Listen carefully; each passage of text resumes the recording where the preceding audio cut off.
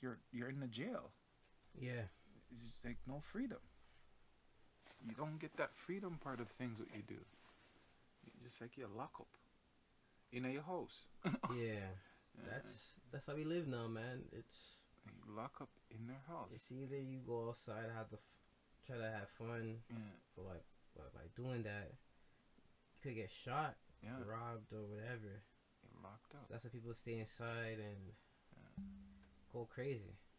Yeah, you're locked up in jail, man. I'm telling you, every single time, and that's what it is. No matter where you live, if you live in a building, it's even worse because when you come downstairs now, all you see is man them hang out at a corner and thing wise. I do them local thing and stuff wise, and you're like, yo, Bray. Like literally, and some of the man them don't even live in the damn building. Some of the man just pass through and do their local hustling there, and they have their big house or whatever place them have their setups. It's crazy, man. This world has been coming backwards and backwards and backwards, and we're not doing anything about it. And it's not just a black thing no more. It's a thing. Period. Because it's rolling in every society and everything what's going on in life. Every single society is gonna get a piece of this. Indian, black, Chinese, every single one of them gonna get the same kind of thing wise with this. Yeah. It doesn't matter where you move. It's crazy, man. I'm telling you, a lot of things need to change, and the way of changing it is by doing something about it. And a lot of times we sit here and we talk about it, but the end of the day is by talking is just letting words come out, but with no action. Yeah. Yeah. You need to get into that community kind of setup, man. Like how used to certain things, like community center that we get to have centers that we talk together and do some actions about the things that are going on. Our government's only limited to certain things what they could do because they can't know everything. So community has to step to the government and say, here, this is what needs to be done. These are the things what we need to change, and we're going to change it as a community, not as a self-bought person. It has to be a community change things. But that's the thing. There is no community anymore. Like they'll say, Mm-hmm. this is community of, for us, for example, Hammer Summit. Mm-hmm. But do we see the progress of Hammer Summit? No. No, man, they close it. All they do is right now the centers what they set up.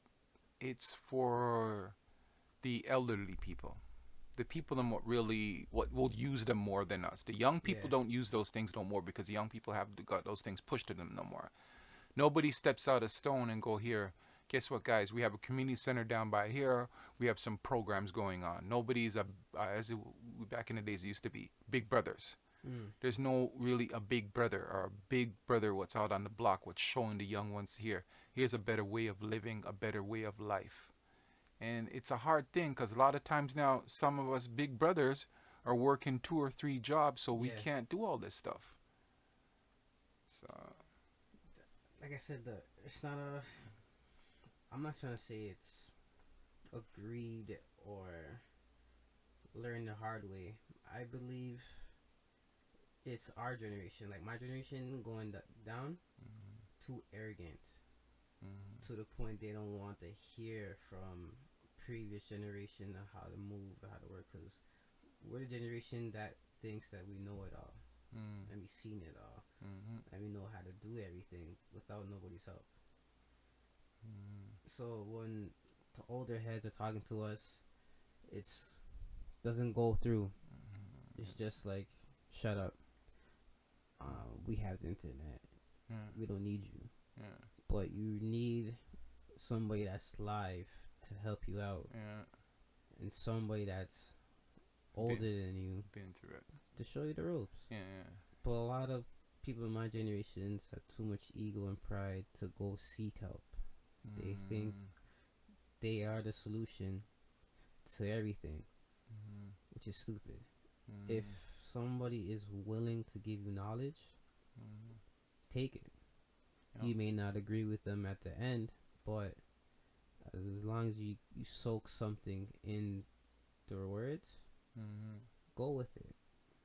Like for mm, me, I have 3 generations of females: mm, great grandma, grandma, my mom. All 3 of them been through some hardships in their mm, life.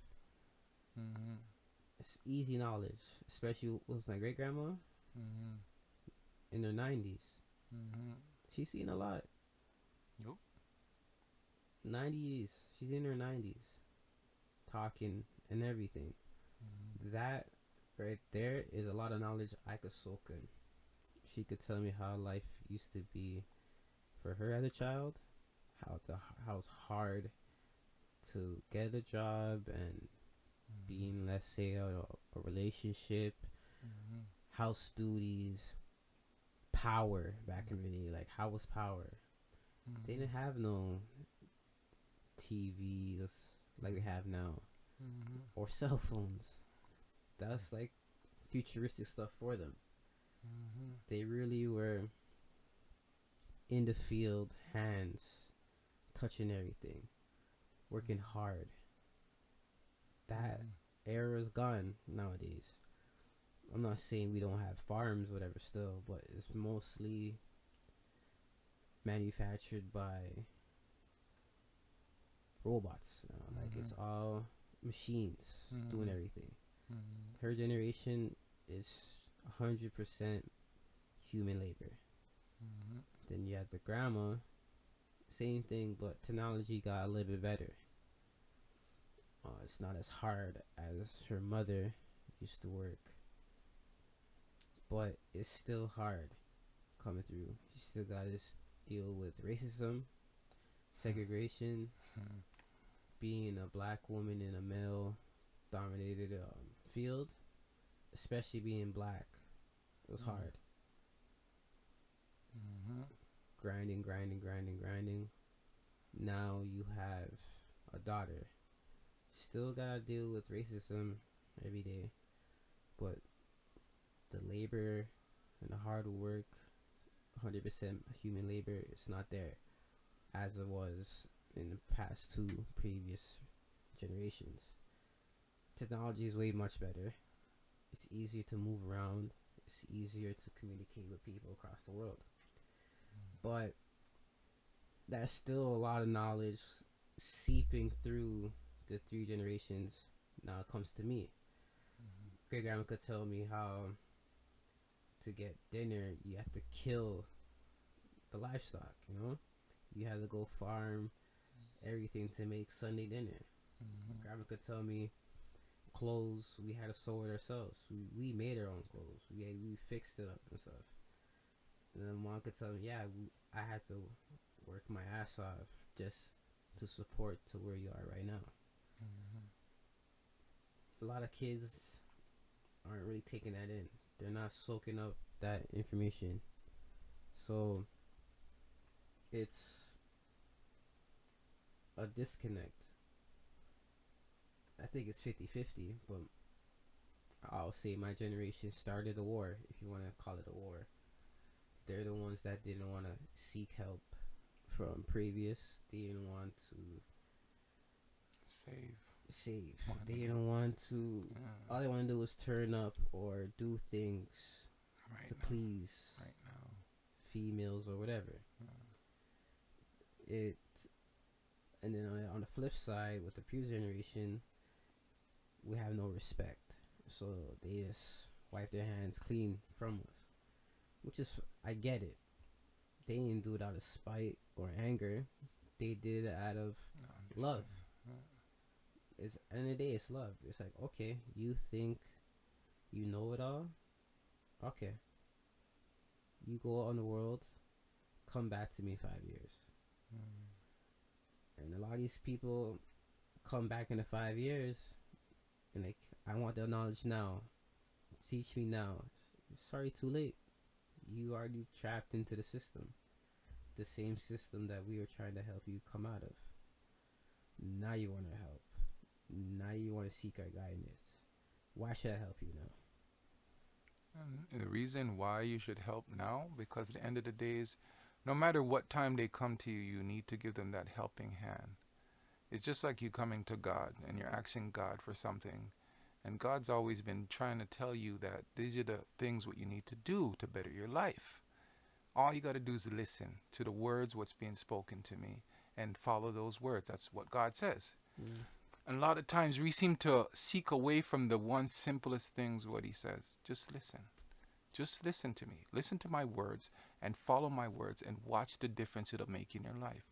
No matter what age you are, no matter what creed you are or what time you've been living, you have to understand you need to listen.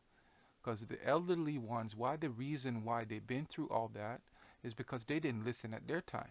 It's the same thing with the young ones. They're not listening at their time, but at the end of the day, they're going to become a day that they have no choice. They have to listen. Because only two places you're going to end up.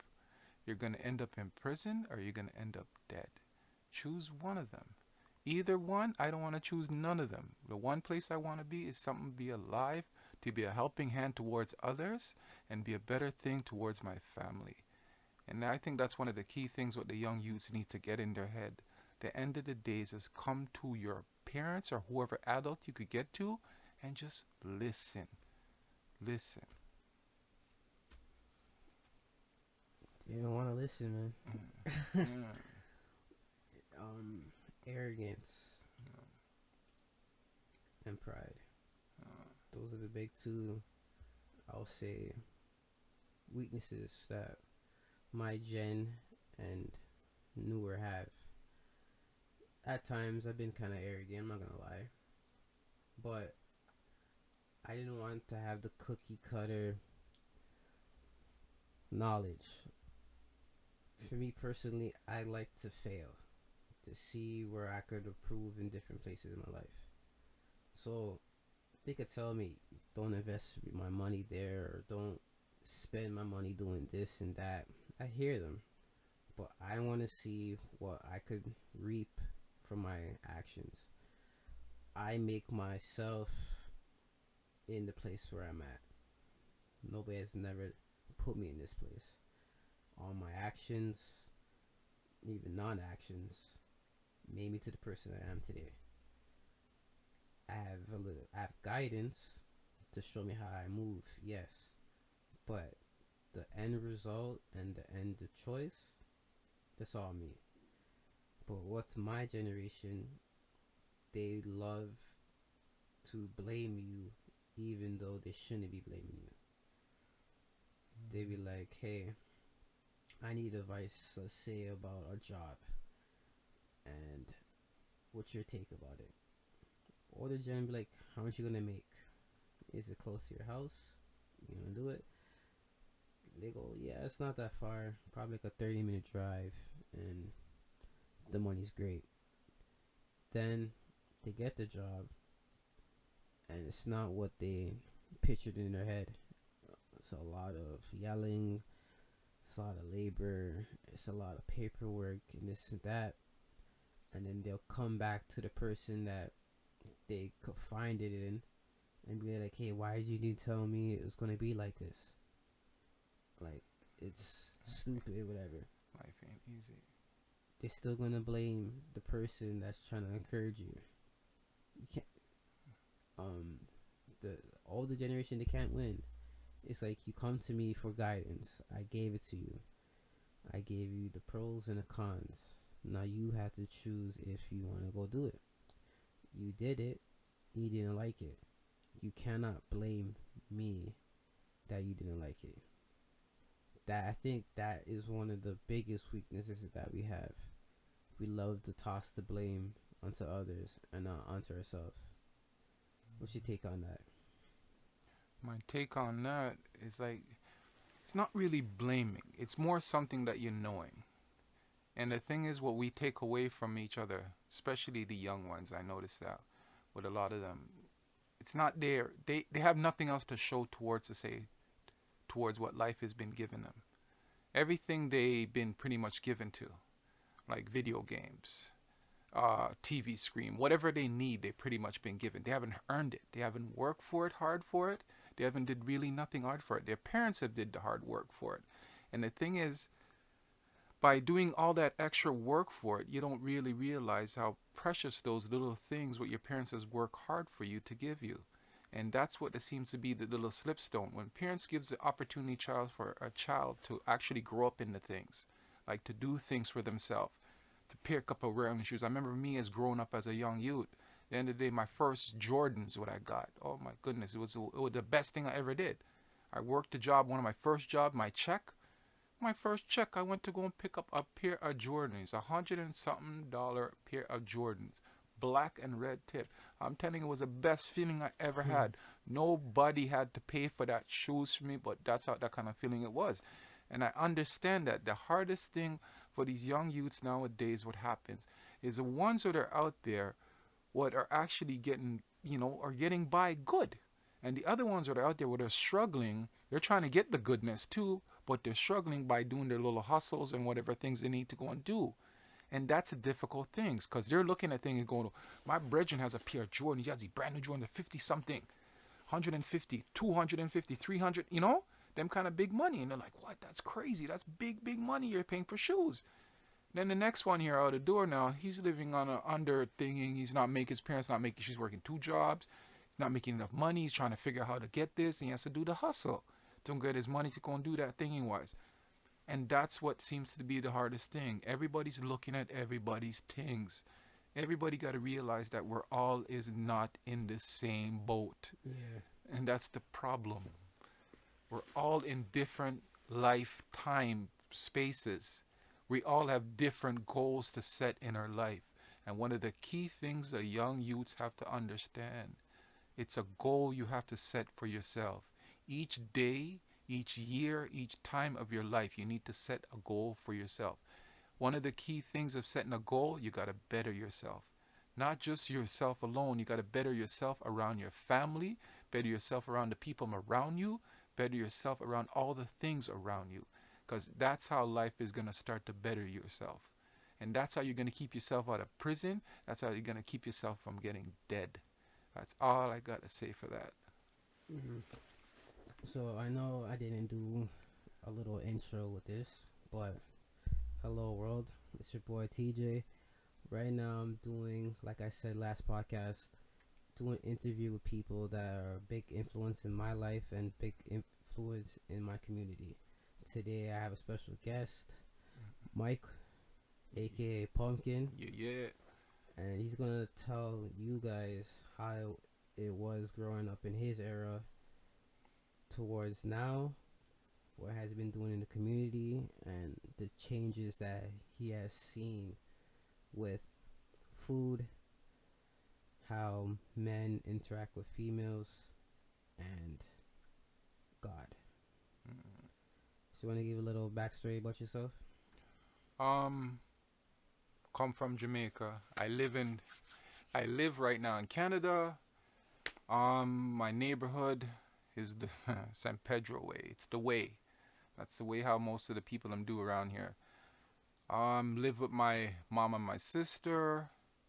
Put it this way, I take care of my mom and my sister. Make sure things are proper with my family. The end of the day is, this is one of the key things you need to live in life. You need to have as I said again, a goal is one of the most important things in anything what you do in life. And you have to have some type of structure. One of your key things of structure is your family. So whatever might happen out on road, end of the days you got to look towards family. Your family will always look for you, always take care of you. And that's one of my key things. Other than God, that is one of my key things. Family. And that's how God operates, and that's the way I operate. Mm. That's the way you have to move. Yeah. You have to know self-worth and self-knowledge. Yeah. If you don't have those two things in your self-program, you're going to malfunction, man. So I wanted to talk to you about the food industry, because me and you're both in the same field, Yeah. but you have more experience into the field. What have you seen food wise, the quality from when you started to today? Quality food wise, I've worked for a good amount of companies. I've worked for Keg Steakhouse. I've worked for hotels. I've worked for catering companies.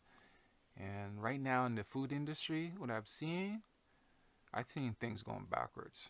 Okay, Pe- explain. People are, right now, I look at what they're doing towards food. They're actually hitting towards the nutrition side of the food value of stuff. They're not hitting the side of the comfort side of the food. what they feed people nowadays is just minimum what they need. They just feed them to say, here, you know what, this is going to be the greatest food for you at this moment. All it is, food nowadays is a trend thing. Mm. It's like you putting on clothes. It's like, you're dressing up. The food has to be dressed up a certain way, certain flavor, certain things with it. So it's not that loving food when you used to get it. Like you get a lasagna, you get a quiche, you get certain things. But when you hate it, you're like, oh my God, I got to come back here. Or a nice piece of apple pie. Mm. Something what's loving and giving so it comforts you, like you're at home, like your grandmother cooked it, like your thing. It's not comfort food no more. All it is a designable food now. Everything is all designable fashion. Everything is all presentable a certain way. And if it's not done this way, it's not in style.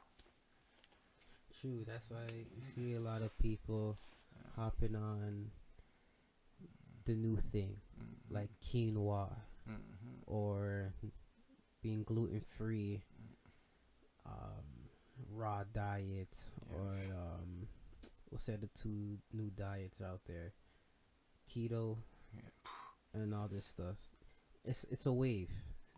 They wanna like what you just said. It's what's new. Yes. If one person has success in this new diet, we all have to try it. If somebody takes out gluten in their diet, we all have to try it. To me, I'm not a follower. I want to do my own thing. But nowadays, I'm more cautious into what I put in my body because what's out there. I think it was episode 3 or 4. We were talking about the food industry, how there's a lot of thin lining nowadays. They had to process food faster for Oh. us because we are growing as a human a human species to the point that we cannot Consumed amount of food. consume all the Yeah. food. Yeah. That's why you're seeing a lot of chickens that are coming disformed. You'll Sweet. see a lot of cows meat with pus. Like it's nasty. Mm. But we as, let's say, people that are not in the know don't know what's going on. We still think it's the same type of beef that we're getting 25, maybe 50 years ago, but it's not. Majority of this stuff nowadays is synthetic. It's processed. It's not natural. Mm-hmm. That's the main word, natural. It's all rush, rush, rush, rush, rush. Let's clean it up real quick, sell it. That's why you see nowadays a lot of people getting sick. Immune systems are super low. Mm-hmm. Prices of High. meat Super high. super high, and people dying or getting cancer is higher. What it should be lower if we're growing faster as humans. If we're growing faster as humans, we should have better antibodies. We should have better resources coming through and for sicknesses. But it seems like on one scale, everything that shouldn't be going up is going up. But the stuff that really helps us grow and protects us is low. Mm-hmm. And the main ingredient to our health is what we put into our bodies. And if the stuff that we're putting in our bodies isn't up to code, our body's going to shut down super fast, Yeah. which is scary. Yeah. Really scary. And I noticed that a lot of the products, what they're doing right now, like back in Jamaica, we used to call certain foods and certain things called poor people food. Mm. And I noticed that a lot of the stuff, what poor people food is, one of the most nutritious food you could ever have. A lot of this stuff was in those poor people food was actually making better stuff for our bodies to build certain things with our immune system and stuff that we didn't even know. These so-called rich people food was not good for you, because what it is, the additive and preservative, what they put in there to keep it to last longer, that was the problem was. Poor people food. Why the reason why poor people food is poor people food? Because it was eaten, it was bought the same day, and it was eaten the same day, and it was just done whatever it was. It wasn't like you left it over for a period of time. It was as fresh as possible as it could get. The rich people food, it was sat down there in freezers. It sat down there in a long period of times and sit down there. And what happens to that now? All that stuff, the bacteria deteriorates the food and stuff. So and that's why they have certain antibiotics will put inside those food to keep it longer, to keep wise. And just imagine those antibiotics within that food go put in your body now, Mm. cause even more problems. And this is why a lot of sicknesses and a lot of different diseases are being pushed out. Some of these diseases, what they're called, they're man-made diseases. Like literally, those things are never ever supposed to be put in the hand. They're man-made diseases because of the food what we are consuming each and every single day, especially McDonald's and them food. The trans fat in the oil, what those fries are cooked in, the salt. There's so much stuff what we don't even realize that most of these fast food, and just listen to that word, fast food. Anything what's fast for you, it's gonna do damage for you. That's one of the key things you need to really be careful. You gotta listen to the wordings, what they put in their products. That's they're telling you what it is, Yeah. but you're not listening to what the word is. You need to listen to those words what they put in the products, because the end of the day is that's what's going to do you the damage of you. Anything what they put fast in there, just stay far away from it. Stay far away from it as much as possible as you can. If you can cook yourself, try to do some self cooking. There are so many things on internet nowadays that you actually could do it yourself. Any little products you want to go and do, all you got to do is punch in, boom, boom, 2 times, you have it no problem to cook it yourself. End of the day is if you get it fresh, do much as possible. Do your research as much as possible on this food what you're eating each and every single day. One of the key things what you need to realize too with the food you eat, breakfast is one of your key things you need every single day. Because what happens with your brain when you go to bed? Because if you get an 8 hour, 6 hour sleep, whatever the amount of sleep you get, your body digests everything with your body, the food what you had in there. So when you get up in the morning, you're empty. You need to fill back up, and breakfast is one of the key things. A lot of times when we get headaches and all these little things is because we miss breakfast. Whatever it may be, one of the key things with breakfast also too you need to start off with, before you even drink anything for breakfast, drink some warm water. Forget the tea, forget the coffee, drink some warm water. Because your body needs something to dehydrate it back up, and warm water is one of the best things to do to get your body to dehydrate back up and get yourself back into normal. Then all of a sudden you start to eat what you need to eat. That's why you notice a lot of Chinese, what they do, they drink soup a lot. Because that soup, what it does, it clears out a lot of the toxins in your body, and it helps you out a lot of things what you do. And I think those are the main things what you need to get yourself back with the things and the food what you eat and the food what you have each and every single day. So that's what I got to say about that. Speaking about the McDonald's, I'm doing a little experiment, if you want to call it. I bought chicken nuggets in October, okay? And to the point where I still have it to this day. It didn't decompose, doesn't smell, nothing. It's like it was when I first bought it, in my fridge, in a little container. We're in what now? March? Yeah, we're in March right now. And it didn't change. It didn't change shape. It didn't get hard. It didn't get soft. It doesn't even smell, which is crazy. Taking the timestamp, we don't know when they produced the chicken nuggets at their factory. Then they're gonna go cook it. Then they go cook it. It goes to your house. From my house until March of today, I still have this, and it looks store bought, like I just bought it this morning, which is crazy. If you're talking about food and food should be eaten at a certain time without going bad. How is this still staying store bought over the months?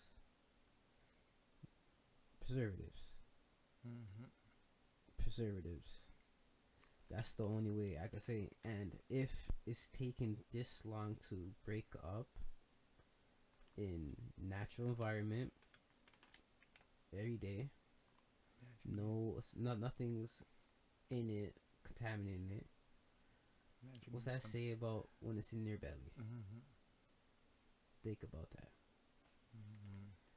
Also, I want to talk to you about what do you think is does food still taste the same growing up until now?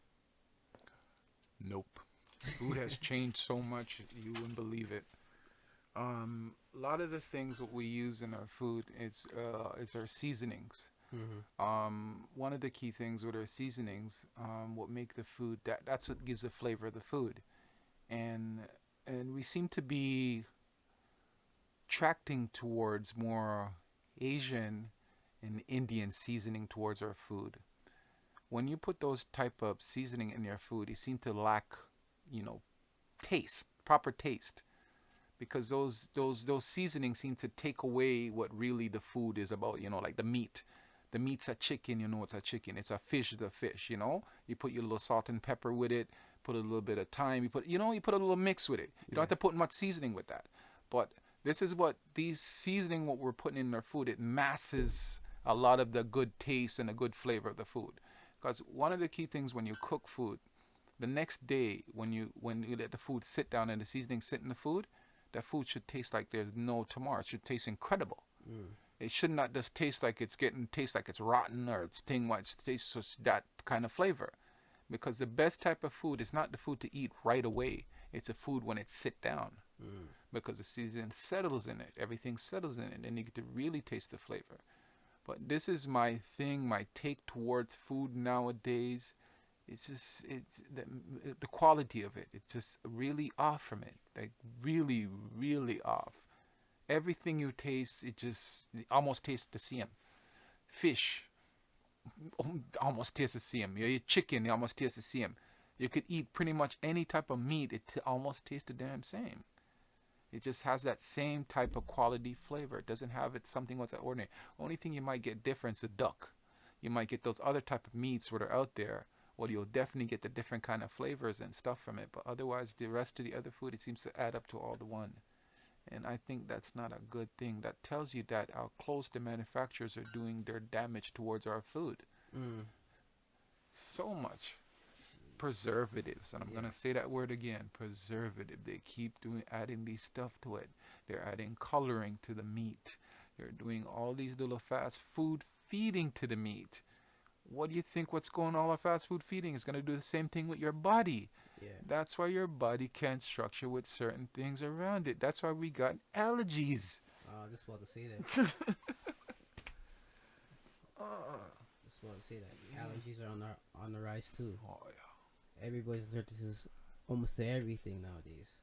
Um, majority, but people don't understand with the allergies. Majority of the allergies that you have is not by the food. It's the chemicals that they use to preserve the foods. Yep. For example, I used to eat shellfish Can't. all the time, perfectly fine. Except one day I had it and I almost died. Hmm. I went to the doctor. I'm like, this is crazy. I eat shellfish all the time. I eat shrimp almost every day. Why is this one day I had a reaction? He told me honestly, hey, it's not the shrimp that you're allergic to. It's the way that they preserve it, and the stuff that they Chemical. inject into the shrimp. That's what you're allergic to the most. I was like, huh? Like that makes no sense. So should I be allergic to the compound that preserves it?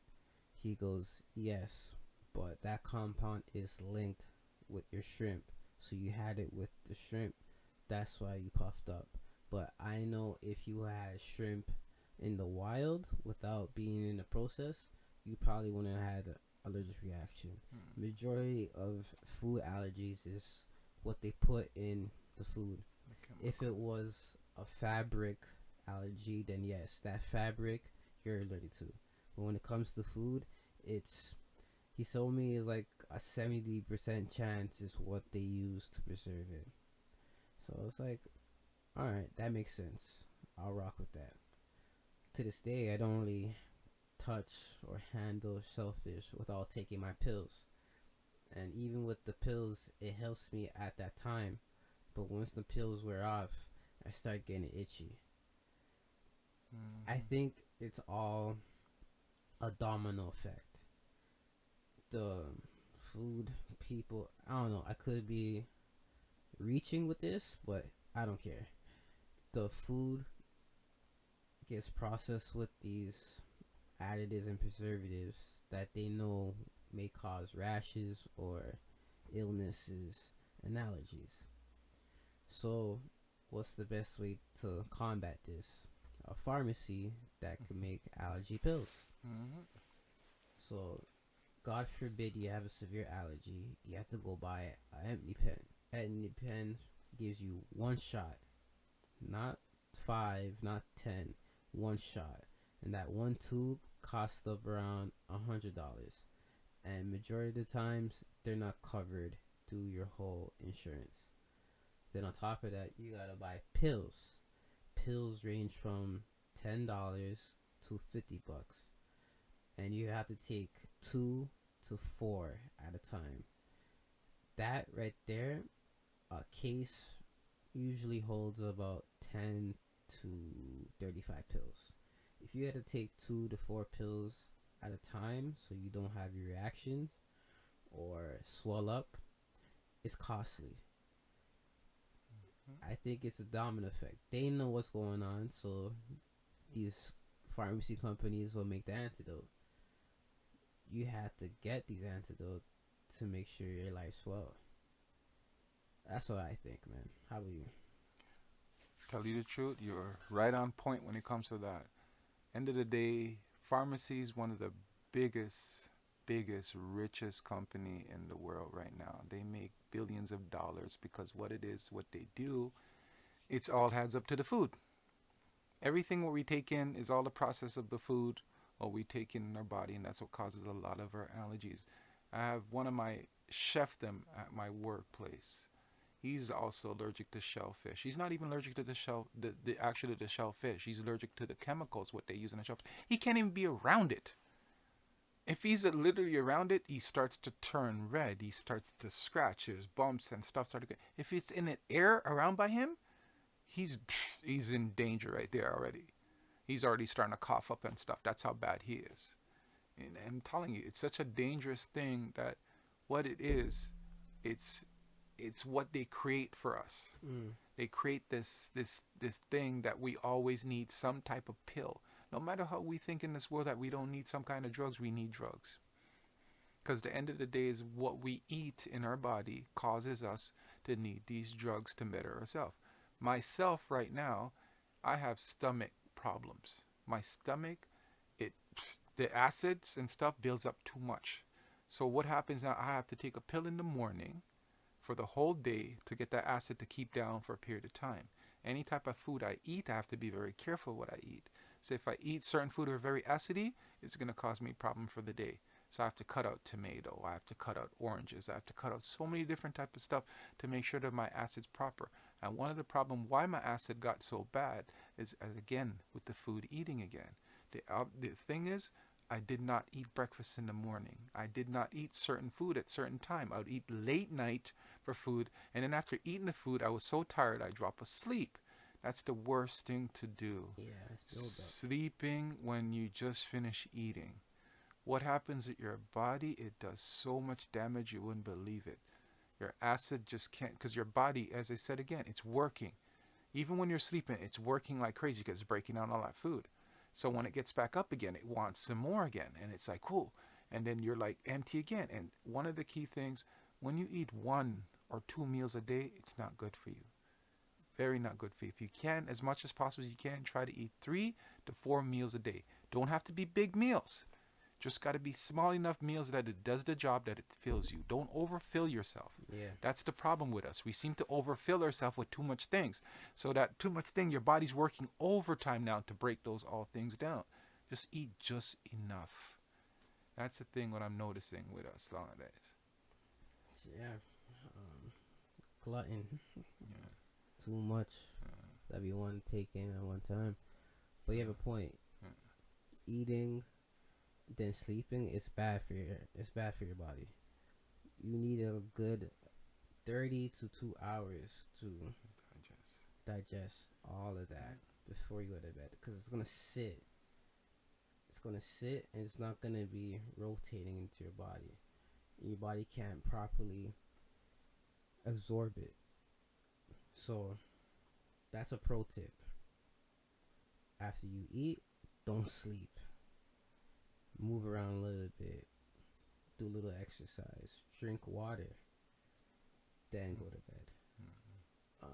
Leaving from the food, I want to get your little intake about what have you seen change from day one to now in this community. What I mean day one is like when you first came to our community to now. Pros and cons, and what do you think that you could change in this community?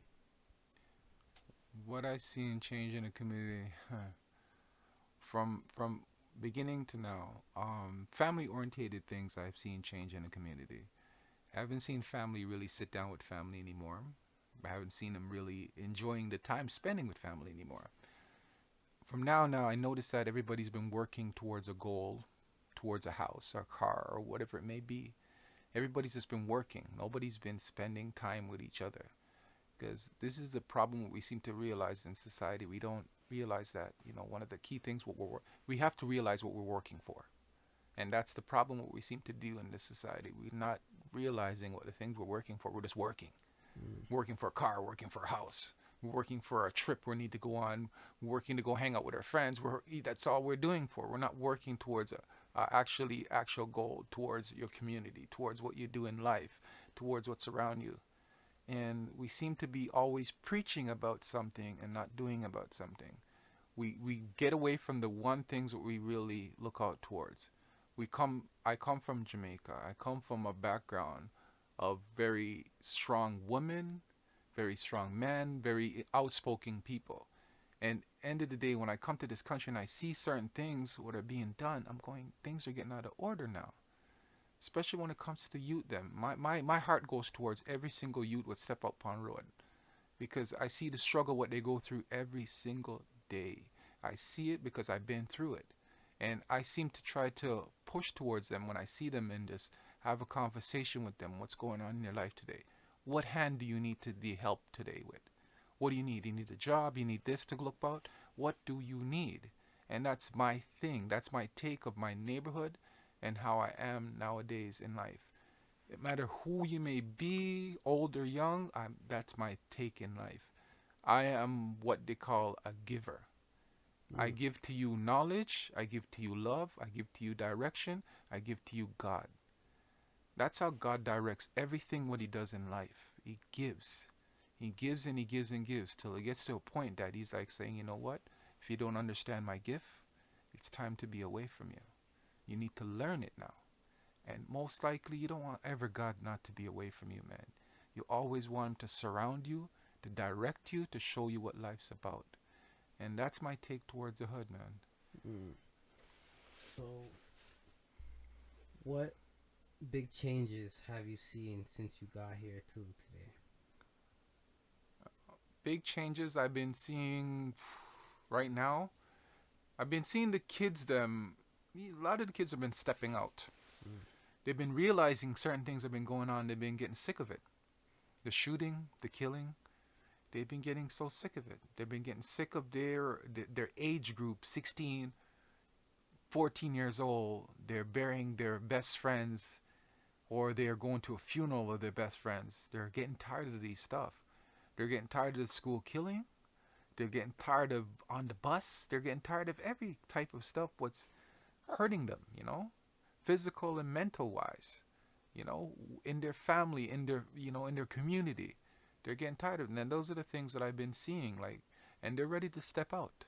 Because more likely, as I said, me going to church has been showing me a lot of stuff. When I've seen these kids, when I seen them pray, man, they pray and they pray hard. They pray that for today. If I don't pray, you know what? I don't know what'll happen to me tomorrow. Mm. But I'm just praying for the best that I can do right now.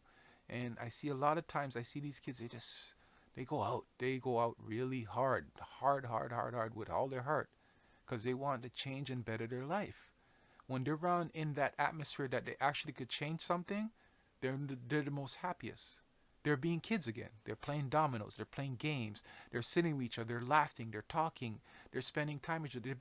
They're being children. They're being young ones. They're being young adults. They're innovating. They're directing. They're doing things just like how you're doing right now. You're you're getting that little piece in your life that you actually could do something what's better towards others. Mm. And that's the key. When a child has this opportunity to get to grow to be an adult, that's how a child gets to be a better person in life. Trust. Yeah. That's what I try to implement in my day. I do things for knowledge. I step out the box to challenge my brain. I I no, let me rephrase that. I think that nowadays, especially men, don't have their life or themselves programmed. They don't have a program to themselves. They don't have a setting to themselves. They don't have boundaries or guidelines or principle for themselves. I live by my own code. Learn, teach, repeat. I learn a new skill. I'm going to teach it to others. I'm going to learn another skill, teach it to others. Learn, teach, repeat. I do all this stuff out of love. It's not for bragging rights. It's not to be bullshit. And it's not to be a showboat. I do things that I like, and I love to share it with other people. I love to put people into my world. I like to show people, hey, that's fine what you're doing, but if you come to me, let's say 5 o'clock, I'm going to this art show. It's something that we don't do. It's something that we don't have in our community. But trust me, you're going to learn a whole new world. All you gotta do is take that step of faith with me. People nowadays are too stuck into the hood. They're stuck in waking up, building up, sell what they have to sell, Drink up. drink, eat the fast food like we were just talking about, and then go back out. Try to get a 1-2 girl and call it a day. That's their twilight zone for years. Why not switch it up? Try new things. And I'm tired of people saying, "Oh, that's a white man thing," or "That's an Asian person thing." No, things are out here to do for all genders, colors, cultures. It's not set to one culture. If that's the case, then Caribana, which should be for the Caribbeans and the Africans and all blacks around the world, should be strictly for black people in costumes. But it's not like that. We have Asians, we have white, we have Spanish, even Mexican, indulging into our culture. So why is it always an issue when we want to try other cultures? I think that we block ourselves from enjoying new things like snowboarding or skateboarding, going ice skating and stuff. This life, we gotta try stuff. You may not like it. People might call you names or try to demasculate you. Who cares? Because at the end of the day, you know yourself. You know your truth. You know your worth. Don't let other people evaluate you and tell you who you are. Mm. because they're not the ones that's looking at yourself in the mirror every day. They may have their opinions and the he says she said about you, but who cares? Mm. Live your life. Try new things. Get out there. Talk to random people on the road. Get your voice heard. We're in a day and age where you could speak, you could be in Toronto and talk to someone in Italy or talk to someone in Japan, just in the flick of the wrist. Why not just spread your message or send your value all across the world? Don't just be stuck in the community every day thinking that you're going to make it big. You're going to get that big deal. You're going to make that big customer, or you're going to hit the lotto. No, those are material mindset. Get out there. Do new things. Help your community out. Go to charity events. Go to homeless shelters. Give back. Do all them stuff. Trust me. It's going to humble you. It's going to open your eye. You're going to see the world in a different light. You want to try new things. You want to see new things. You want to go travel the world. You just can't be stuck into the community the rest of your life and thinking that one day you're going to make a big change or someone's going to make a change for you. Going off of that, what are the cons that you've seen from day one from now? From now, cons right now, as I said again, the killings are seen to be the cons. Every time one little things with the youth them, what I'm noticing, everybody's has this hate thing on them. Mm. My thing is, what are you hating for? You're hating because I'm wearing my Jordans? Are you hating because I got this suit on? Are you hating because I got this job? Are you hating because I'm driving this car? Are you hating because I got this house? Do you know what I had to do to get all these things, what I'm talking about? You know how hard I had to get up each morning and work for these things. Each person has their own life living things, what they do and they do well at.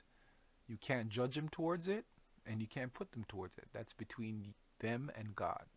And this is our problem. We seem to like to get in everybody's business instead of than minding our own. End of the day, if a man have a tech to run a little thing on a boat to get it, so be. That's his business. That's between him and God. If a man gets up in the morning every single day, jumps on that bus, he goes and work his ass off, make what he needs to go and do, that's his business between him and God. So and these are the problems that we seem to be put in hand. We can't push things on people and say that's better for them. At the moment, that may be good for them at that moment, because there's always a switching part in anything what we do in life. There's a time that we have to answer towards God. And this is what it is. That's what switching moment. No matter what badness and goodness you're doing, you still have to answer towards that God. And these are the things that we need to realize in life. Mind your business towards what anybody is doing in life. Please. And that's what the most important things that we need to understand. Do your thing, what works for you. They'll do their thing, what works for them. All you got to do is just show them like, yo, that path at that moment ain't going to last you long. It might end you up into somewhere you don't want to end up into. That's all the advice you could give to a person. Otherwise, that's all what it is. Can't judge others, man. You got to allow them to do what they have to do. You have to allow them to go through certain things. Allow them to learn certain lessons. But you could see them when they're going off too far of a path. You could put them on the righteous path. You could put them on a path to say, here, brethren, that no look right for you, no man. That no fit you. I remember one of my brethren did this to me, man. I could never ever forget this day. My day at a club, my brethren come up to me and goes, yo, brethren, you smoke weed? I said, wait. I say, you smoke weed? I say, yeah, whatever. He say, you have spliff? I say, yo, man, I'm spliff. He goes, yeah, I'm light up the spliff. And my brethren say, yo, man, that's not you, eh? I have only one time I see a smoke weed, you know. I see one time we try to light up weed in the back of the over in school, eh? And that's the one time you ever see me. And he goes, yo, and he looked at me and he said that day, that's not me.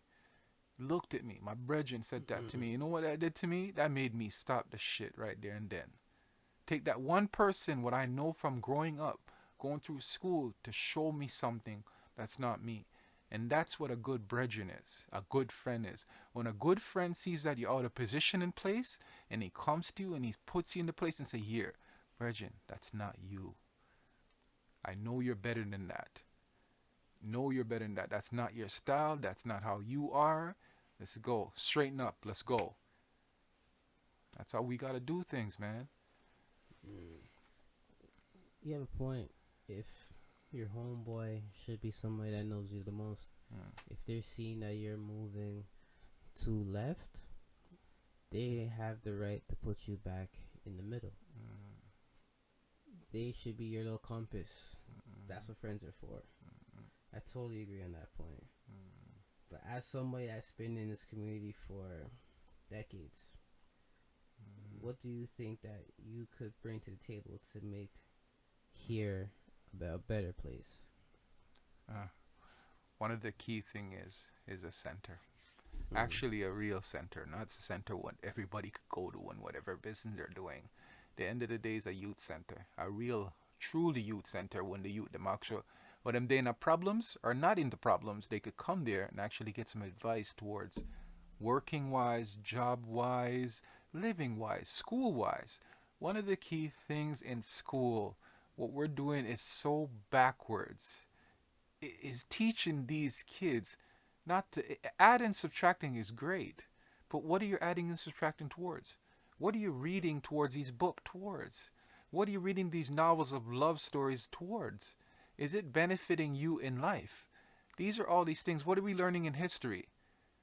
All these little things, if they're not benefiting the things in life, it's just a waste of time. And this is why these kids don't like to stay in school long or do certain great things in school.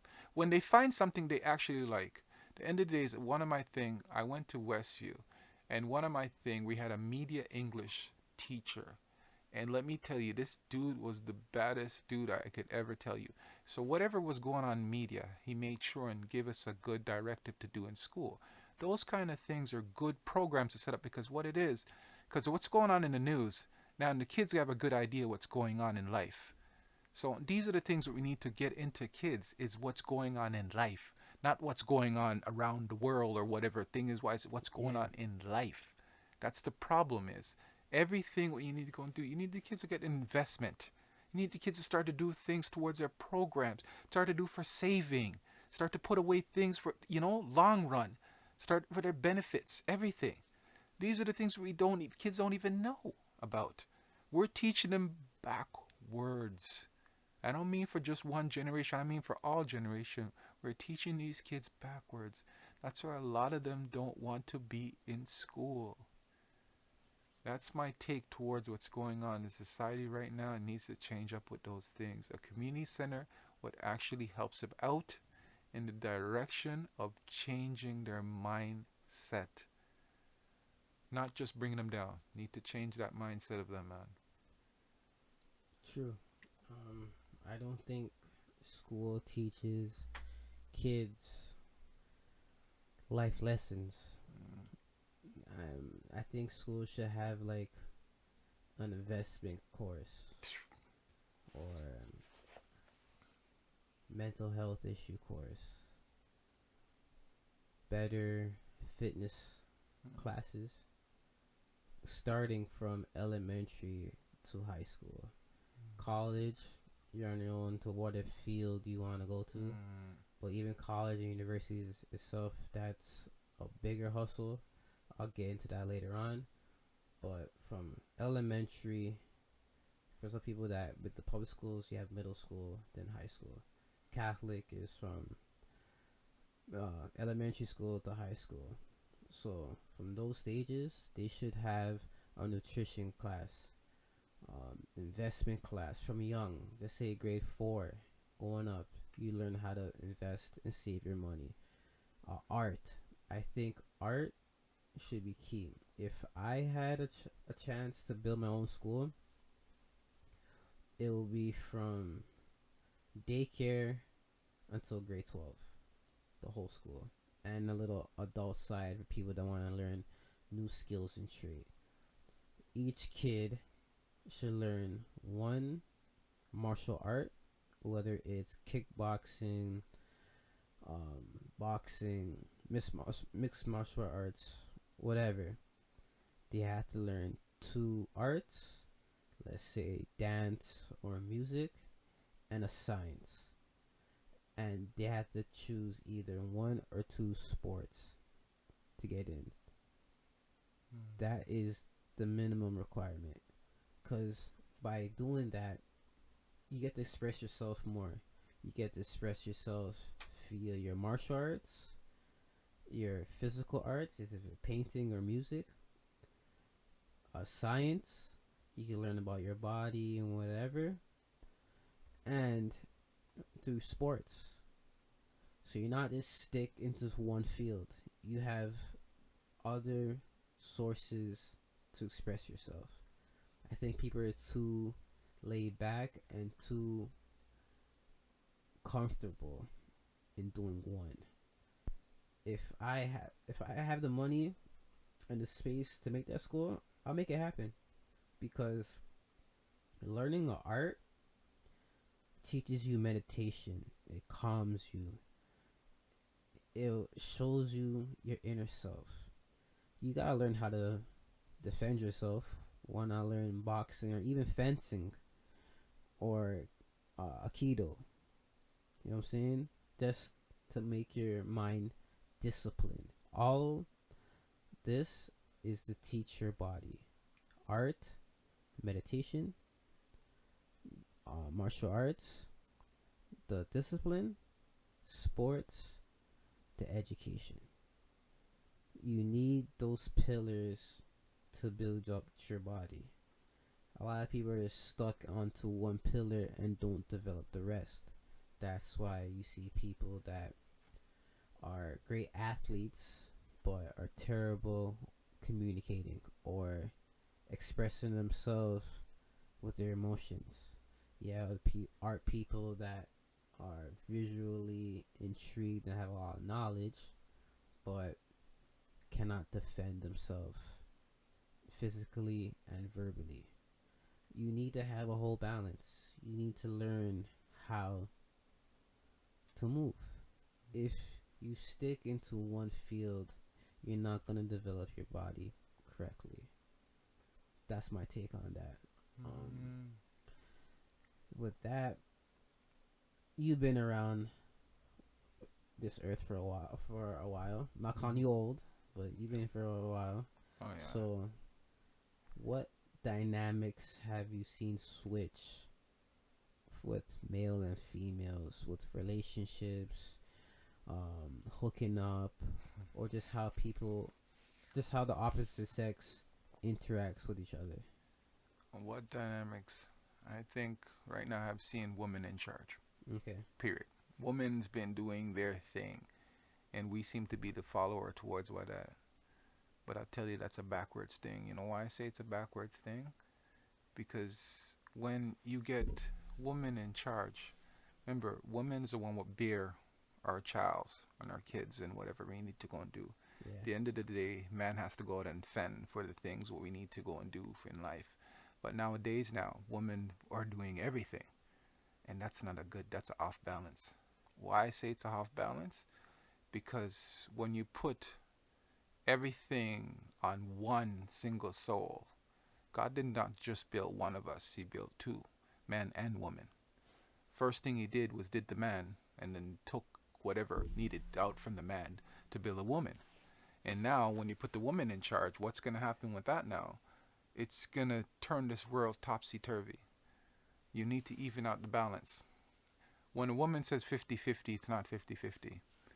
It's either 50-40 or 30-70. That's between that. Because at the end of the day, they don't realize what 50-50 is. 50-50 is when I say something, it means something towards you.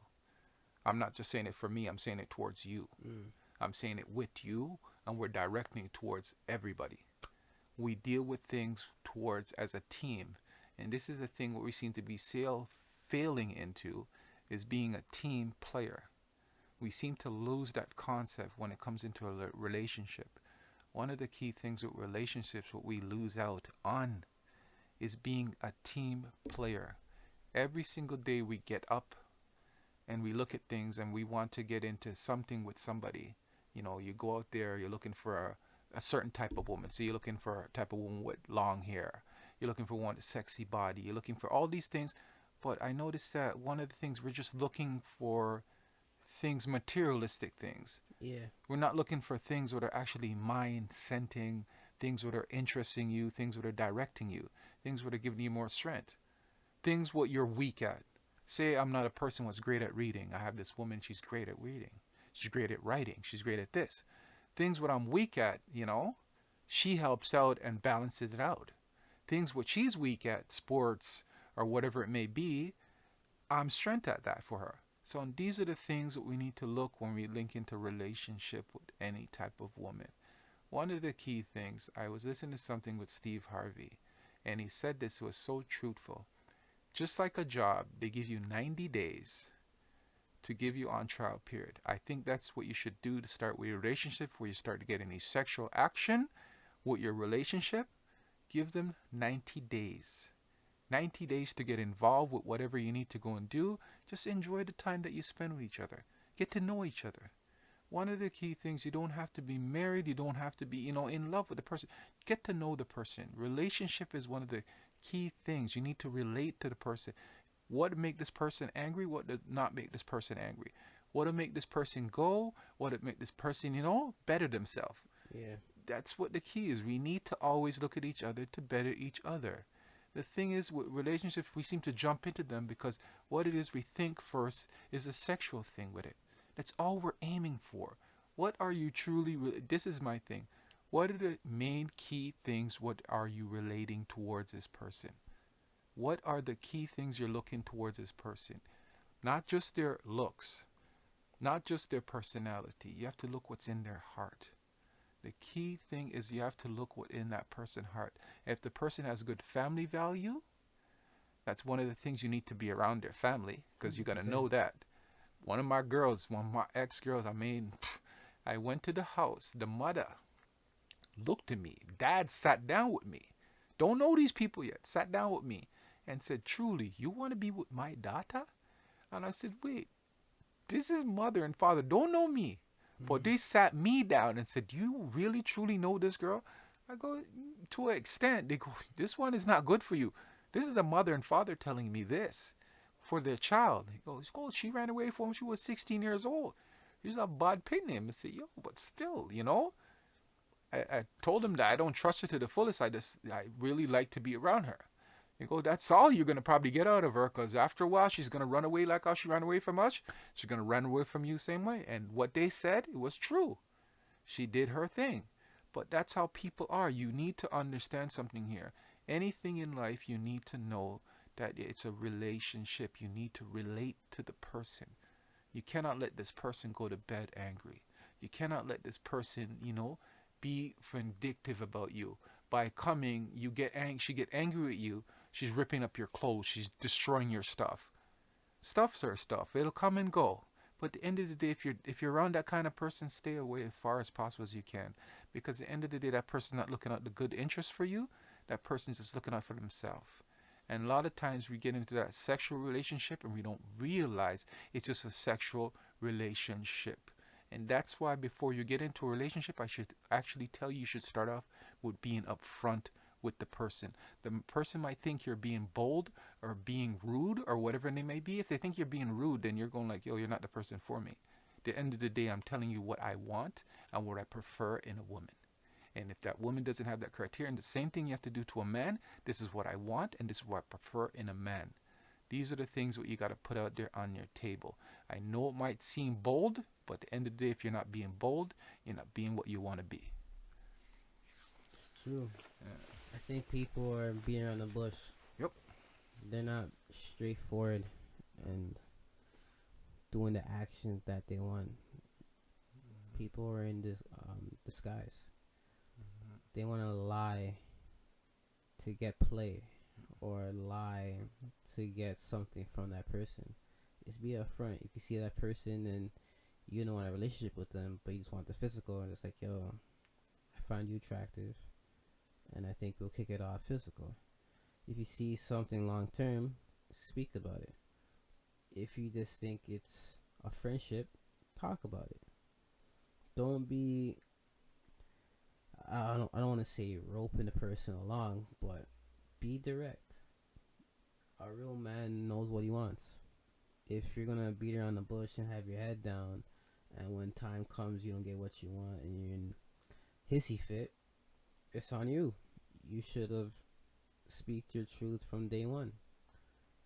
All this lying and being deceitful, it's not for me, man. Like, I really feel like I was born in the wrong era. Like, I think I should have been born in the 70s or 80s, because people just lie to get ahead or lie to get a personal gain from somebody, whether it's a guy or a girl, which is stupid. You should be upfront. Being upfront, I think, in my opinion, is the most attractive thing in the world. It's showing your strength and your weakness at the same time. It's like, hey, look, I'm not with the games. This is what I want. If you can't come to my terms, it's whatever, but thanks for giving me this opportunity to tell you what I want, or giving me time to talk to you. Call it a day. But a lot of people prefer the lie than the truth. Even the person that is being the interviewee or the interviewer, they rather the lie than the truth, because the lie seems more real, if that makes sense with other people. To me, the truth will always get buried by the lie, because the lie is more believable, which is stupid. Truth is always something that makes you feel, or it should make you feel vulnerable. If the truth doesn't make you feel vulnerable, or doesn't make you feel, like you said, bold, don't bother. The truth should set you free. That's the saying, right? Mm-hmm. So if my intentions with the opposite sex is, hey, I want full commitment, how about you? And if they say no, I just want physical, and that's not what you want, then alright, cool. Thanks for the time that we spent. No hard feelings. I learned a lot about you and myself. Enjoy life. That's it. Don't get butthurt. Don't get in a hissy fit. Don't call the person out their name. Don't do anything. Be a man. Walk away. So with the so we just talked about relationships and stuff. How about like married couples, or have you seen like the incline of men being men? Oh, one other thing, married couples. Mm. Wow. There've been a lot of divorces lately. I noticed that. The reason why I noticed a lot of divorce, it's a financial thing. It's not compatible. Where the financial thing. Usually, some people in relationships they get into things that they think they could afford at the moment, and all of a sudden, then it just all comes at all at once at them. And instead of being a team player and trying to help each other out, they're trying to put the burden on the one person, and that's not good. If you're trying to put the burden on just a man alone, or you're trying to put the burden on just a woman alone because she's making more money or thing wise, it doesn't make no sense. It's a team effort towards everything what we do. So you try to even out the balance and try to make the balance as best as possible as you can. Trying to be a helping hand. One of the key things what a woman loves in the most is a working man. No matter what you do, a working man, a man what actually steps out in the boundary and say, I'm working. And the same thing with a working man. He loves to have a working woman. A woman what actually wants to achieve and better their life. Not sit down and wait for welfare or these other things. Listen to that word, well. You're not well when you're on those things because what you're not well. Till you start to get off those things, that'll better your life. When a man sees you being a good woman is when you actually step out there, going to school, directing your life to be a better mother, or just being a better person in general. And it's the same thing with a man. When a man's sitting down there every single day and just doing nothing, that does not make you a good man, man. You need to step out the boundaries and start to earn your keep. End of the day, you're not put on this earth to sit down on your ass. Anything what you ask from God, you have to be putting into working hand. God can't help you when you're lazy. That's all I could say to you. He can't put nothing into your hand when you're lazy, because that's not the way he operates. He operates with you doing something, no matter what it takes to go and do. Even if you're lifting up something, he operates with you lifting something.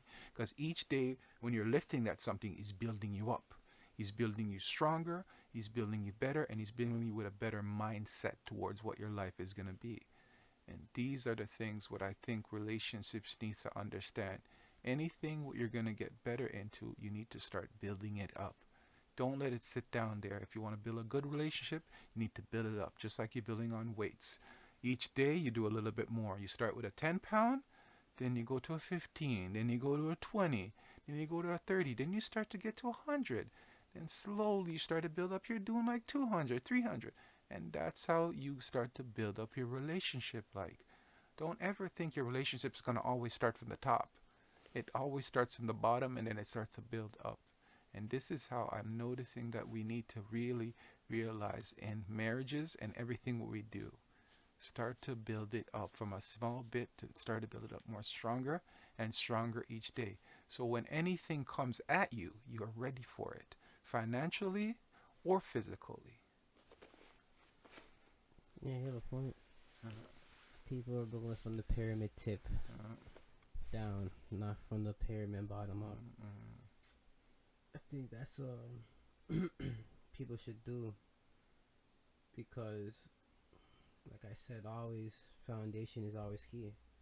If you build the roof before the foundation of the house, what do you have? okay. The foundation is the stepping stone of anything that you do in this life, whether it's relationship, work, personal gain, personal programming, and setting boundaries. The foundation is always key.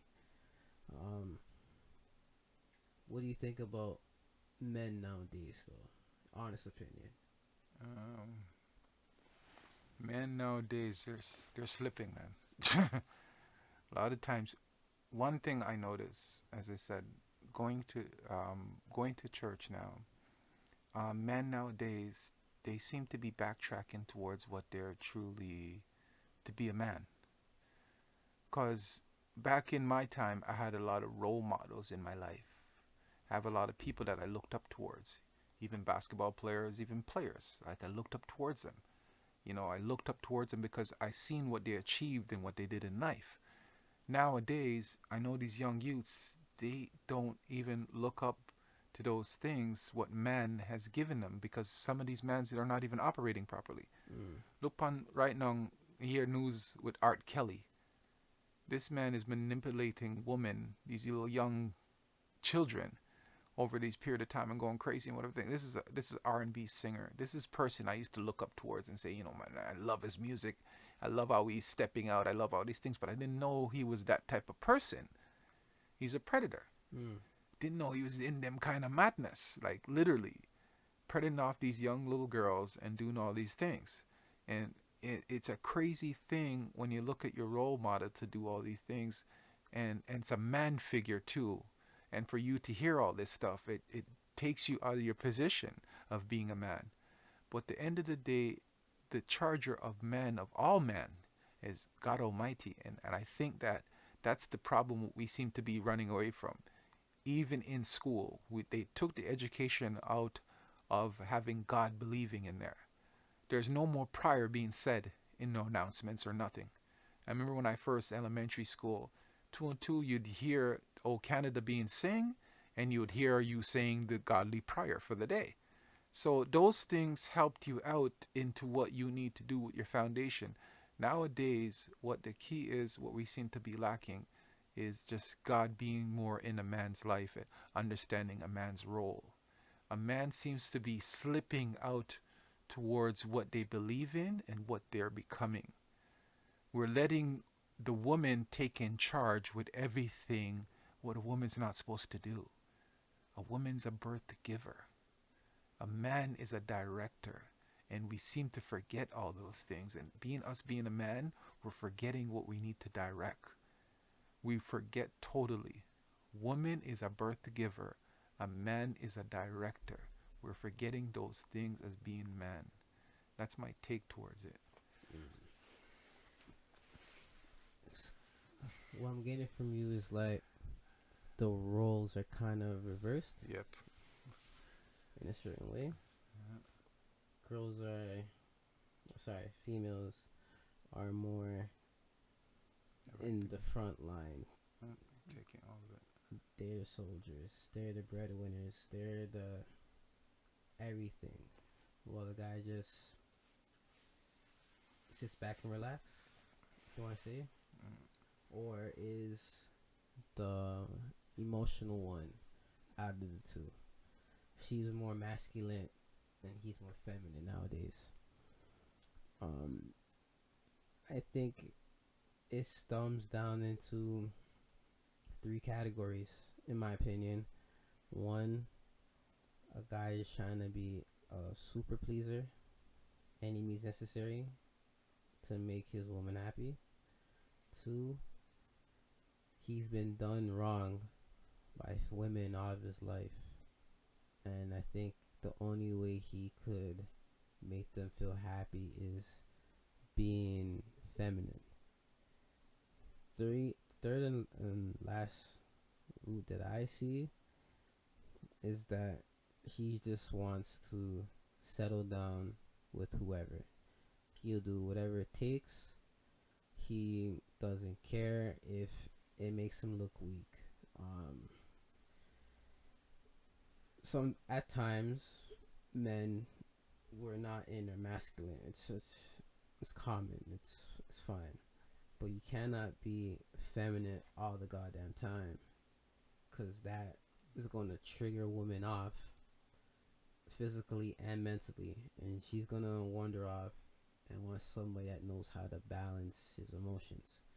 If you're too much in your feelings, I want to say, what I mean by in your feelings is crying and texting or calling every minute, checking in like she's your parole officer, that type of stuff.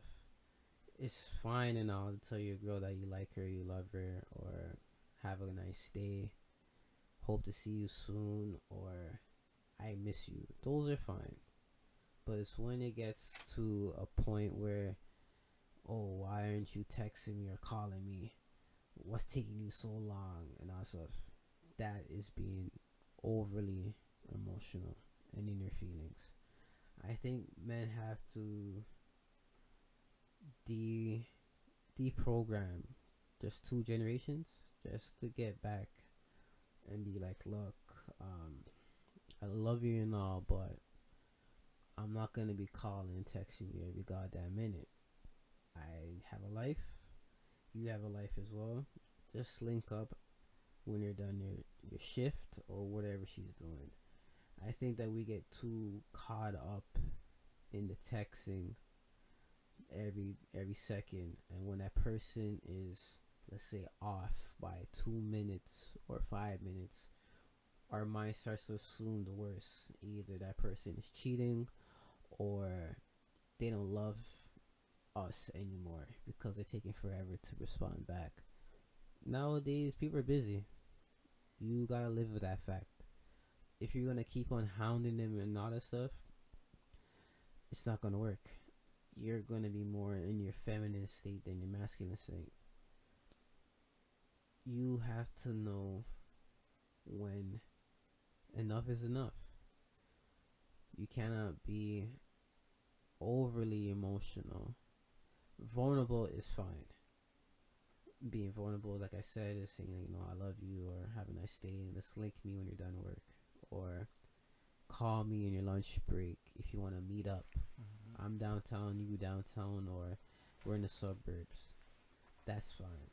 But if you're gonna call your partner in their work period, on their work break, saying, "Oh, so how's your day?" or "What are you doing?" or What took you so long? And why didn't I hear about you all day? Why are you taking forever to respond back to me? That's just neediness or clinginess. You have to know how to separate your yourself from that person. I think a lot of men have separation issues. They're used to the same routine, and once that routine breaks, their whole life breaks. I really think that men focus their life on their partner, which is crazy in my book. If you're known to see your partner, let's say every other day or every weekend, and that stops and you get like anxiety, you have to learn how to have hobbies outside of your relationship. Occupy your time, because that time apart and your hobbies is going to strengthen your relationship. But I think men are too body and bench with their females nowadays, to the point is when they don't see them or interact with them in a day or two, they start to assume the worst. And that is giving the power. I don't want to say power, but at the end of the day, it is what it is. It is power to your spouse. And they're going to use that little chink in your armor to your disadvantage and walk all over you. Do you agree? No and yes.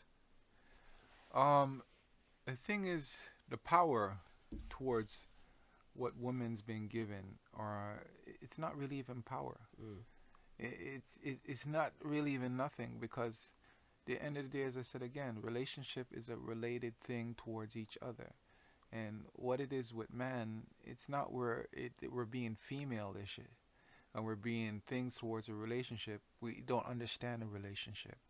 We're going into places what we do not understand nowadays. The why the shifting has been coming now, the woman's been in charge now, is because us as being a man forget what that word man is about and what man does. We just start to sit back and let the woman take in charge of everything what we do, everything what we want, fashion wise, clothes wise, everything. Literally. Because think about it. How long a woman takes to get ready. One of the key things women love, they love to do their hair. They love to do their makeup. They love to do their nails. They love to do these little extra things. Why? Because it makes them beautiful. All a man has to do to say to a woman right now, to say, honey, listen to me. You don't need to put all those things on. You still look beautiful. It's the same day I met you, you still look beautiful. Show them. Show the woman how they look and how they direct themselves. Like you're molding something for you. And that's how you mold a woman.